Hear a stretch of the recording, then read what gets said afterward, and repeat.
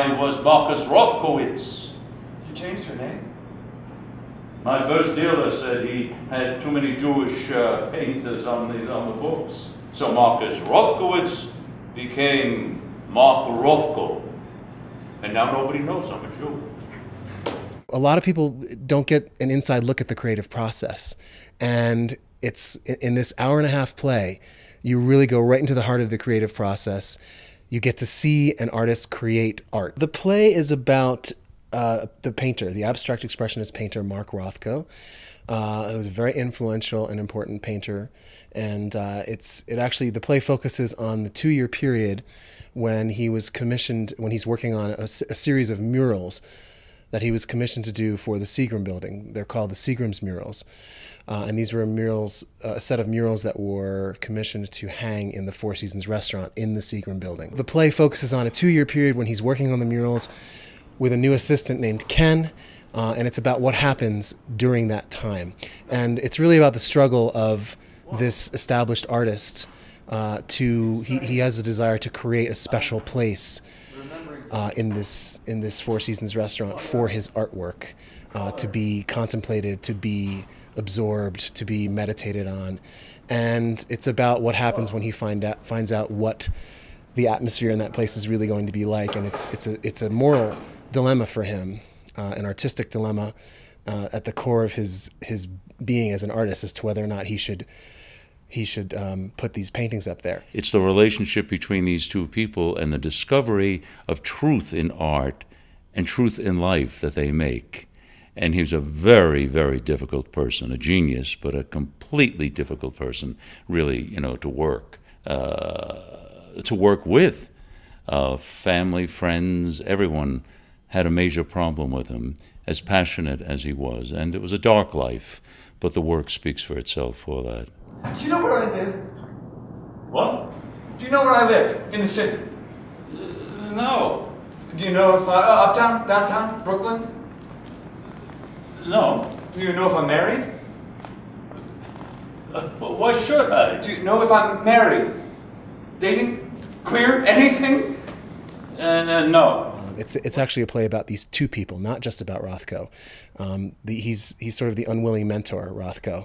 And it's also about his young assistant, Ken, and how his young assistant grows from a more timid, less opinionated person about his art and what he thinks art is, to someone who really stands up for what they think and what they believe in. It's fascinating for me because I get to play a character who learns an appreciation and a respect for Rothko's work. So, and in that way, I'm kind of the sort of an audience's gateway. I meet Rothko for the first time as the audience meets him for the first time. And all those difficulties that he was talking about, we all sort of experience it together. It's exactly the color. As the blood dried, it got darker. That surprised me. I remember being surprised by that. What happened? I don't want to talk about it. Sure you do. I think there's the idea that nothing is simple. Nothing is actually simple. The paintings they seem to be simple rectangles of different colors placed variously on the canvas. But when you give it time and when you actually look at it and give yourself a chance to get to know it, it's infinitely complex, infinitely complicated. And there's a whole world within each painting. And that same thing is true for us, for people, for Rothko, as we learn about him, that you can try to write someone off as being angry or upset or domineering or cheerful or happy or simple, simplified. But as you get to know them and give them time, there is a depth to all of our passions, all of our intrigues and interests and our loves and our losses that you can miss at first glance. But if you give it time, you learn to love it. It was a knife. Apparently it was a knife, I found out later.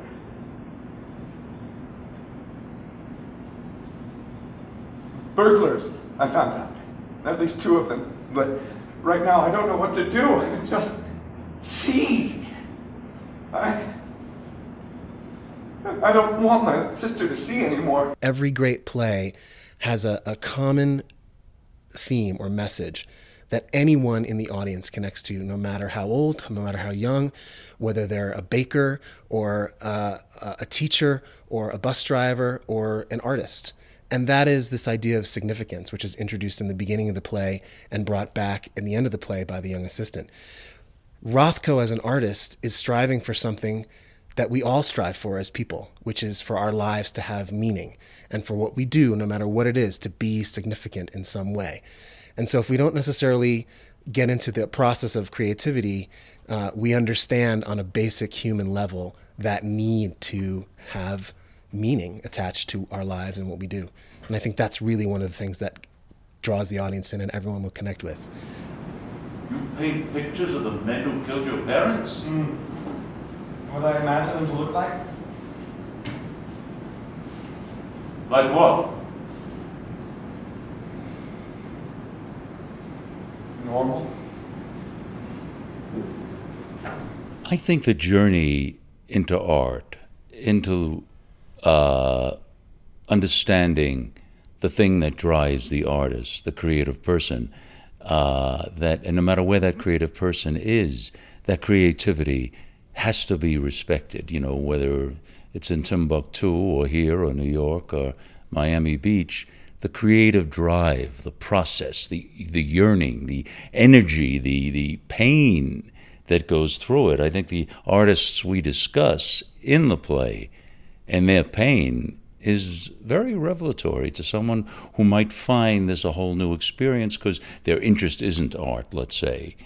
And I suddenly think that there are going to be flickerings within, like, God, this is what the artist goes through. Any creative person, I think. And that has to be respected in any creative person, those agonies, those pains.